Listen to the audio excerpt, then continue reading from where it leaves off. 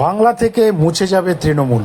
তৃণমূলে বিরাট ভাঙন শুরু এবং এই মুহূর্তে সব থেকে যেটা বড় খবর, 40 জন বিধায়ক এবার সরাসরি বিজেপিতে যোগদানের পথে। বন্ধুরা, এই বিষয় নিয়ে আজকের আমাদের ডিসকাশন, বিস্তারিত আলোচনা করব এবং আগামী দিনে তৃণমূল নামক রাজনৈতিক দল পশ্চিমবাংলায় পোস্টারটাও থাকবে না, কোনো সাইনবোর্ড পর্যন্ত আপনারা খুঁজে পাবেন না। কংগ্রেস সিপিএমের সাইনবোর্ড শূন্য হয়ে গেছে রাজ্য থেকে, কিন্তু তবুও খুঁজে পাওয়া যায়। তৃণমূলের যে অবস্থা আগামী দিনে হতে চলেছে, তাতে তৃণমূলের মূলটাও থাকবে বলে সন্দেহ রয়েছে পশ্চিমবাংলায়। এই মুহূর্তের সবথেকে বড় আপডেট এবং বিস্তারিত আমরা আলোচনা করব। আপনাদের সকলের কাছে রিকোয়েস্ট, যারা প্রথম এই চ্যানেল ভিজিট করছেন, ফার্স্ট টাইম ভিজিট করছেন, অবশ্যই চ্যানেলটিকে সাবস্ক্রাইব করে আমাদের পাশে থাকবেন।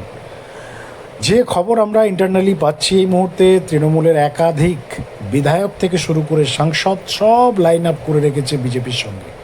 তৃণমূল ছাড়ার জন্যে সকলেই প্রস্তুত, তৃণমূলে থাকতে নারাজ দলের বিধায়ক এবং সাংসদরা। এবং দেখুন, এটা বাস্তব বিষয় যে প্রত্যেকেই ক্ষমতার সঙ্গে থাকতে পছন্দ করে। যে কোনো পলিটিশিয়ান তার একটাই ড্রিমস থাকে, সেটা হচ্ছে ক্ষমতার সঙ্গে থাকা।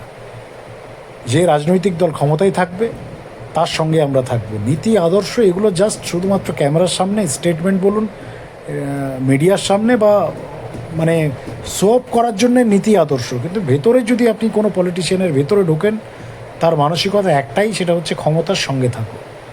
যেখানে ক্ষমতা নেই, সেই ক্ষমতাহীন রাজনীতি করতে খুব কম পলিটিশিয়ানই ইন্টারেস্টেড থাকেন। দেখুন, বিজেপির এর আগে 77 জন এমএলএ ছিল পশ্চিমবঙ্গে। তারাও চাইলে অনেকেই আসতে পারত তৃণমূলে, অনেকে এসেওছেন। কিন্তু যে 77 জন এমএলএর মধ্যে যারা বেঁচে ছিল বিজেপির মধ্যে, তারা 5টি বছর স্ট্রাগল করেছে। 2021-এর পরের কথা বলছি আমরা। বা আমরা যদি 2019 সালের লোকসভা ভোটের কথা বলি, বা তারও পেছনে যদি আমরা যাই, 2016 সালের যে প্রথম 3 জন বিধায়ক বিজেপির পাই, তারা কিন্তু এতদিন পর্যন্ত ক্ষমতার সঙ্গে থাকেনি। তারা হাফ কেন 25% ক্ষমতা পেয়েছে, বা রাজ্যের বাইরে তারা ক্ষমতা পেয়েছে। পশ্চিমবাংলায় তারা ক্ষমতাহীন ছিল, কিন্তু দলটা চেঞ্জ করে টিএমসিতে যায়নি। কিন্তু আজকে যারা টিএমসিতে আছে, তারা টোটালি ক্ষমতা শূন্য হয়ে গেছে। বিধায়ক রয়েছে নামের, আপনি কোনো কাজ করতে পারবেন না। পুলিশ আপনার কথাও শুনবে না, প্রশাসন আপনার কথাই কিচ্ছু শুনবে না, উইদাউট লিগেল, খুবই আইনসঙ্গত কোনো ব্যাপার ছাড়া। তৃণমূল সরকার থাকার সময় পুলিশকে যা বলা হতো সেটাই করতো। তৃণমূলের নেতারা একবার ফোন করলে পুলিশ প্রশাসন যা বলতো, যা ইনস্ট্রাকশন দিত, সেটা আইনত হোক বেআইনি হোক, তারা শুনতে বাধ্য ছিল। কিন্তু আজকের ডেটে সেই পাওয়ারটা তৃণমূলের নেই। তো যার ফলস্বরূপ তৃণমূলের প্রায় যে খবর আমাদের কাছে আসছে ইন্টারনালি, মমতা বন্দ্যোপাধ্যায়ের সঙ্গে থাকতে নারাজ সময়। তার কারণ তারাও বুঝে গেছে যে মমতা বন্দ্যোপাধ্যায়ের যে জনপ্রিয়তা ছিল। দেখুন, তৃণমূল কংগ্রেসে আপনারা যদি গ্রাফ দেখেন, তৃণমূল কংগ্রেসে কাউকে উঠতে দেওয়া হয়নি। তৃণমূল কংগ্রেস রাজনৈতিক দল 2011 থেকে 16 থেকে 21 থেকে 26 3টে টার্ম পশ্চিমবাংলায় থেকেছে, কিন্তু কোনো নেতা তৈরি হয়নি। মমতা বন্দ্যোপাধ্যায়কে বাদ দিয়ে একটাই নেতা তৈরি হয়েছে, একটাকেই ব্র্যান্ড ভ্যালু, একটারই ফেস ভ্যালু বা একটারই পপুলারিটি, টিআরপি বাড়ানোর চেষ্টা হয়েছে, সেটা হচ্ছে অভিষেক বন্দ্যোপাধ্যায়। অভিষেককে বাদ দিয়ে টিএমসির আর কোনো ফেস মমতা ব্যানার্জি উঠতে দেয়নি, তার নিজের রাজনৈতিক দলই উঠতে দেয়নি। কোনো এমএলএ বলুন, বিধায়ক বলুন, সাংসদ বলুন, বা আদার্স কোনো নেতা বলুন, কোনো জেলার সভাপতি বলুন, বা সিনিয়র যারা ছিলেন, কাউকে সামনের সারিতে উঠতে দেওয়া হয়নি, বরং ডানা ছাঁটা হয়েছে। প্রত্যেকের ডানা ছাঁটা হয়েছে। আজকে দেখুন, মুখ খুলছেন পার্থ চট্টোপাধ্যায়, সুব্রত বক্সি বসিয়ে দেওয়া হয়েছে, বড় বড় নেতা তৃণমূলের। শুভেন্দু অধিকারী এই বিষয়টা বুঝতে পেরেছিলেন। তিনি যখনই এই বিষয়টা বুঝতে পেরেছিলেন, তিনি আজ থেকে 5 বছর আগে তৃণমূল ছাড়ে বিজেপিতে যোগ দেয় এবং অগ্নি পরীক্ষা দিয়েছে 5 বছর। বিরোধী দলনেতা থেকেছেন, স্ট্রাগল করেছেন, রাস্তায় নেমেছেন, আন্দোলন করেছেন, মানুষের পালস বুঝেছেন, সাধারণ মানুষের সমস্যায় তিনি ইনভলভ হয়েছেন। সব কিছু করার পর আজকে শুভেন্দু অধিকারী রাজ্যের one of the biggest popular পলিটিশিয়ানে কনভার্ট হয়েছে। তৃণমূল কংগ্রেসের মূল যে টিআরপির মেন কেন্দ্রবিন্দু ছিল, সেটা হচ্ছে মমতা ব্যানার্জি। কিন্তু আজকে মমতা ব্যানার্জির ছবি। একটা সময় ছিল মমতা ব্যানার্জির এক ডাকে মানুষ বেরিয়ে যেত রাস্তায়, আজকে আর বেরোবে না। আজকে মানুষ মমতা ব্যানার্জির ডাকে বেরোতে নারাজ। মমতা ব্যানার্জির, আপনারা দেখুন এই সোশ্যাল মিডিয়ার যুগে মমতা ব্যানার্জিকে নিয়ে হাসির খোরাকে কনভার্ট হয়েছে। আজ থেকে কিছু বছর আগে ঠিক যেমন রাহুল গান্ধী ছিল পশ্চিমবাংলায়, সেম টু সেম রাহুল গান্ধীর জায়গাটা নিয়েছে মমতা ব্যানার্জি। আজকে কমেডি ভিডিও দেখুন, আপনারা ইনস্টাগ্রাম দেখুন, ফেসবুক দেখুন, সোশ্যাল মিডিয়া প্ল্যাটফর্ম দেখুন, মমতা ব্যানার্জির একাধিক স্টেটমেন্ট নিয়ে, মমতা ব্যানার্জির একাধিক ভাষণ নিয়ে আজকে সোশ্যাল মিডিয়াতে মানুষরা মানে যারা জেনজি বা নিউ জেনারেশন তারা রিল বানাচ্ছে, হাসাহাসি করছে বাংলার মানুষ। এজ এ মুখ্যমন্ত্রী যে রেসপেক্ট থাকার কথা সেটা নেই বাংলার মানুষের।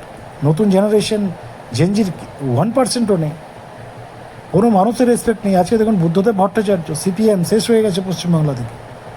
2021 বিধানসভায় শূন্য হয়ে গেছিল দলটা। সিপিআইএমের বর্তমান অবস্থা তো অত্যন্ত শোচনীয়, আপনারা জানেন।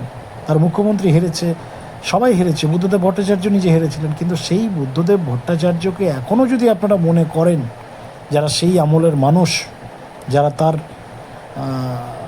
শাসনকালে এই পশ্চিমবাংলায় ফেস করেছে, আপনি মানে বামফ্রন্টের বা লেফট ফ্রন্টের আপনি আপনার সেই দলের আপনি শুভাকাঙ্ক্ষী হন বা না হন, বুদ্ধদেব ভট্টাচার্যের বিষয় নিয়ে যদি কোনো আলোচনা হয় বা তার বিষয়ে যদি আপনার কথা মাথায় আসে, একটা রেসপেক্ট ফিলিংস কিন্তু অলওয়েজ কাজ করে আমাদের ব্রেনে সবার। বুদ্ধদেব ভট্টাচার্যের যে ছবি, তার সাদা ধুতি সাদা পাঞ্জাবি, তার ব্যবহার, তার কথা, তার আচার আচরণ, তার অ্যাক্টিভিটিস একটা রেসপেক্টেড ফিলিংস নিয়ে আসে আমাদের মনের মধ্যে। তার কারণ সেই জায়গাটা তিনি তৈরি করেছিলেন। তিনি হেরে গেছেন, তার দল হেরে গেছে, কিন্তু তার ছবিটা খারাপ হয়নি বাংলার মানুষের কাছে। তার ইমেজ এখনও বাংলার মানুষের কাছে, তার ইমেজ সেই টপ লেভেলেই রয়েছে। কিন্তু মমতা ব্যানার্জি, দল তো শেষ হয়েছে, দলের কথা ছেড়ে দিন আপনি। যিনি এই দলের সুপ্রিমো বা ফেস ভ্যালু, যার মানে মেন কেন্দ্রবিন্দু যিনি, তাকেই মানুষ রিজেক্ট করে দিয়েছে টোটালি। যার ফলস্বরূপ আজকের এই প্রতিবেদন বা বিশ্লেষণ, এবং আমরা যা রিভিউজ পাচ্ছি, যা গ্রাফ দেখতে পাচ্ছি সারা বাংলা জুড়ে, যারা টিএমসি করতো এক সময়, তারাই আজকে গালাগালি দিচ্ছে, তারাই আজকে এই দলটাকে ইগনোর করার চেষ্টা করছে।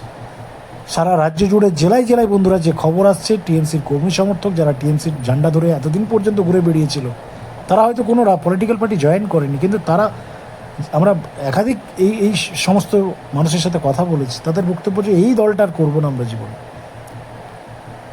এই দলটার জন্য ঝান্ডা নিয়ে বেরোবো না।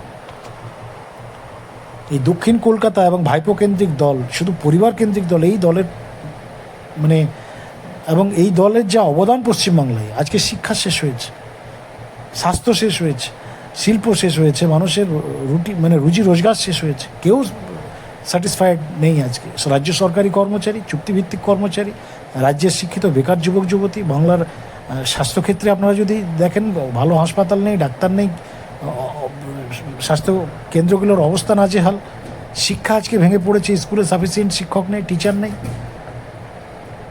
কে যোগ্য কে অযোগ্য শিক্ষক বোঝা মুশকিল। অর্থাৎ মানে রাজ্যটাকে 15 বছর এই সরকার যেমন শাসন করেছে, তৃণমূল 15 বছর পিছিয়ে দিয়েছে পশ্চিমবাংলাকে।